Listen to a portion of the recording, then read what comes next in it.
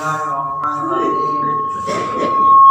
يا أيها الذين آمنوا إذا قضيت الصلاة من يوم الجمعة فاسعوا إلى ذكر الله وذروا البيع ذلكم خير لكم إن كنتم تعلمون. صدق الله العظيم. وقال النبي صلى الله عليه وسلم إذا جاء أحدكم الجمعة فليغتسل أو كما قال عليه الصلاة والسلام. میرے محترم بزرگوں اور دوستوں، اللہ تبارک و تعالیٰ کا بہت شکر اور کرم ہے کہ جس اللہ تبارک و تعالیٰ نے ہم سب کو مسلمان بنایا، اور لاکھوں درود و سلام ہو اس نبی رحمت پر جن کے صدقے طفیل میں ہم سب مسلمان ہیں۔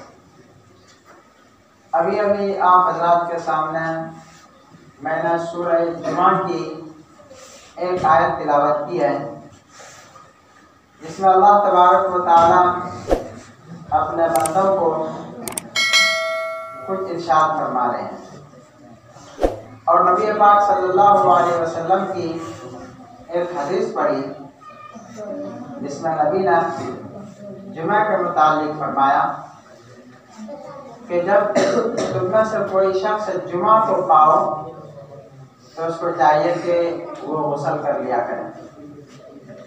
ایک دوسری حدیث میں نبی پاک صلی اللہ علیہ وسلم نے ارشاد فرمایا ہے آدمی کے بدن کا یہ حق ہے کہ کم سے کم ایک ہفتے میں ایک مرتبہ وہ ضرور نہائے۔ ہر چیز کا ایک حق ہے، اسی طریقے سے بدن کا یہ حق ہے کہ اس کو نہایا جائے۔ ایک دوسری حدیث میں نبی پاک صلی اللہ علیہ وسلم نے فرمایا کہ جن کے ماتھے پر، جن کے سر میں بال ہے، ان کو چاہیے کہ بال کا اکرام کرے۔ کتنی پیاری بات ہے۔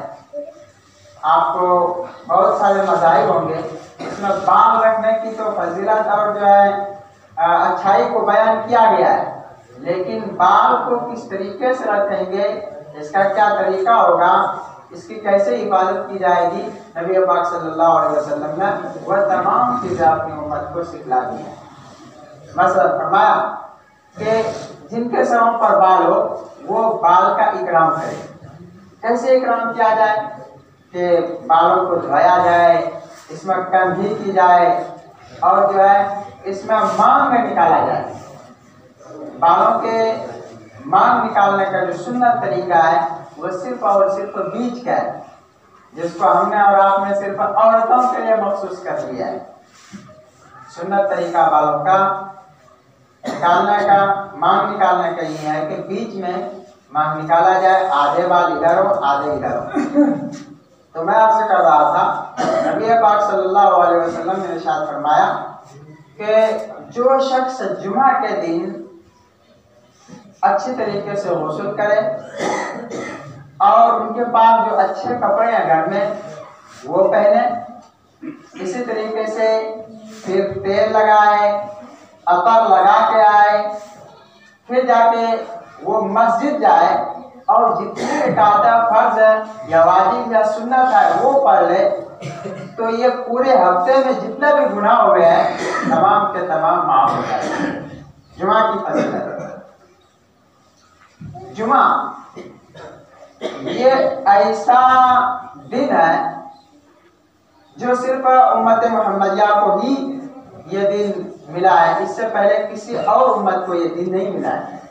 ایک اور لفظ جمعہ کے بارے میں بات بتا دوں کہ ہفتے کے جتنے بھی دن ہیں جیسے شنیچر، اتوار، سوموار، ان کے ناموں سے قرآن میں ایک بھی سورت نازل نہیں ہوئی ہے، لیکن جمعہ ایک ایسا دن ہے کہ ان کے نام سے اللہ تبارک و تعالیٰ نے ایک سورت مکمل نازل کر دی ہے اور بہت سارے احکام اس میں نازل کر دیے۔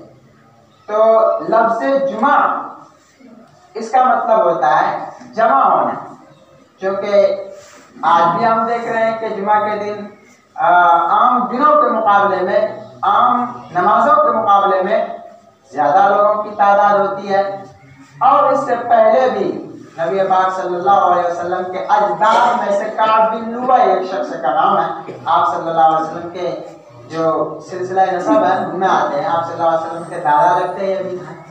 تو انہوں نے سب سے پہلے جمعہ کے دن لوگوں کو جمع کیا تھا اور خطبہ دیا تھا اور اس طریقے سے اللہ تبارک و تعالیٰ کی انہوں نے عبادت کی. اسی طریقے سے جب نبی پاک صلی اللہ علیہ وسلم مکہ سے ہجرت کر کے مدینہ کی طرف آ رہے تھے تو چند دن قباء میں ٹھہرے تھے.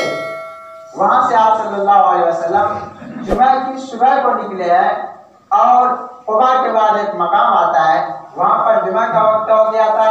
سب سے پہلے آپ صلی اللہ علیہ وسلم نے وہاں جمعہ کی نماز پڑھائی.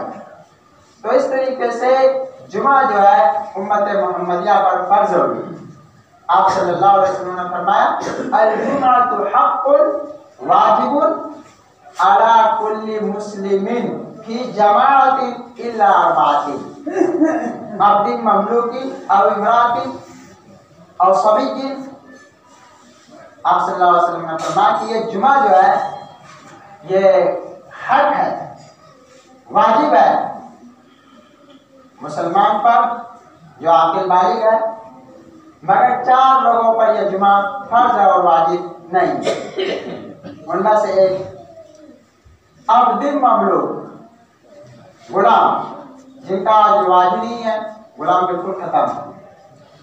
نمبر 2 ہے عورت پر بھی جمعہ واجب نہیں ہے. نمبر 3 بچہ اور نمبر 4 مجنون دیوان ہے. ان پر جمعہ جو ہے واجب نہیں ہے. ان کے علاوہ جتنا بھی ہے ان پر جمعہ واجب ہے اور فرض ہے. لیکن جس طریقے سے اور فرائض ہیں ان میں اور جمعہ میں فرض ہے, فرق ہے, علیحدگی ہے. کیسے؟ آپ جو ہے ظہر کی نماز تنہا بھی پڑھ سکتے ہیں, ادا پڑھیں گے. 2 آدمی بھی جماعت کر کے پڑھ سکتے ہیں, جنگل میں بھی پڑھ سکتے ہیں, گھر میں بھی پڑھ سکتے ہیں, مسجد میں بھی پڑھ سکتے ہیں. لیکن جمعہ کی نماز ایسی نہیں ہے. اگر کوئی شخص چاہے کہ میں اکیلا جمعہ کی نماز پڑھوں, نہیں, اس کی جمعہ نہیں ہوگی. اسی طریقے سے چاہے کوئی شخص میں جنگل میں نماز پڑھ لوں, نماز جمعہ پڑھ لوں, جمعہ نہیں ہوگی. تو معلوم یہ ہوا کہ عام فرائض اور جمعہ کا جو فرض ہے یہ الگ ہے. بلکہ اس کو یوں سمجھ لیجیے, جمعہ کا معنی ہوتا ہے جمع ہونا. تو کثرت میں لوگ جو ہے بہت سارے اس کے لیے جمع ہونا چاہیے, تب جا کے جمعہ ادا کر سکتے ہو. آپ کے سامنے جو میں نے آیت کریمہ تلاوت کی ہے, یا ایھا الذین آمنوا اذا نودی للصلاۃ, اے ایمان والو جب تمہیں جمعہ کی نماز کے لیے جمعہ کے دن بلایا جائے تو چلے آؤ. اور خرید و فروخت یہ تمام کی تمام چیزیں چھوڑ دو. لفظ جمعہ کی تاکید آ گئی. وذروا البیع ایک لفظ آیا ہے کہ بیع کو چھوڑ دو, خریدنا بیچنا ان کو چھوڑ دو. کب؟ جب اذان ہو جائے. ایک ضروری بات یہاں پر عرض کر دینا چاہتا ہوں کہ یہ جو ابھی اذان ہوتی ہے آدھا گھنٹہ پہلے جمعہ کی, یہ پہلے اذان نہیں تھی, صرف ایک اذان تھی. آپ صلی اللہ علیہ وسلم منبر پر تشریف فرماتے, مؤذن اذان دیتے, یا صلی اللہ علیہ وسلم کے زمانے کی اذان تھی. اسی طریقے سے حضرت ابو بکر آئے, انہوں نے بھی ایسا ہی کیا. حضرت عمر رضی اللہ عنہ تشریف لائے, انہوں نے بھی ایسا کیا. لیکن حضرت عثمان غنی رضی اللہ عنہ کے زمانے میں جب دیکھا کہ مسلمانوں کی کثرت ہو گئی ہے, ایک اذان سے کام نہیں چل رہا ہے, تو حضرت عثمان غنی رضی اللہ عنہ کے زمانے میں بہت سارے صحابہ موجود تھے. انہوں نے ایک بلند جگہ پر ایک آدمی کو حکم دیا کہ اذان کہی جائے. چنانچہ اذان کہی گئی, جیسے کہ آج آدھا گھنٹہ 10 منٹ 5 منٹ, یعنی اس اذان کے علاوہ اذان کہی گئی. اور اس اذان پر کسی صحابی نے بھی کچھ نہیں کہا, یعنی سب کی رائے یہ تھی کہ یہ درست کیا.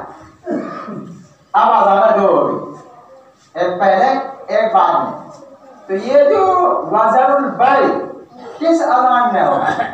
جب امام کے سامنے वाली अजान है, इसमें हम खरीदो फरोख्त से छोड़ेंगे या पहले जो आधा घंटा पहले अजान दिया जाता है उसमें हम काम छोड़ के जमात की तैयारी करेंगे।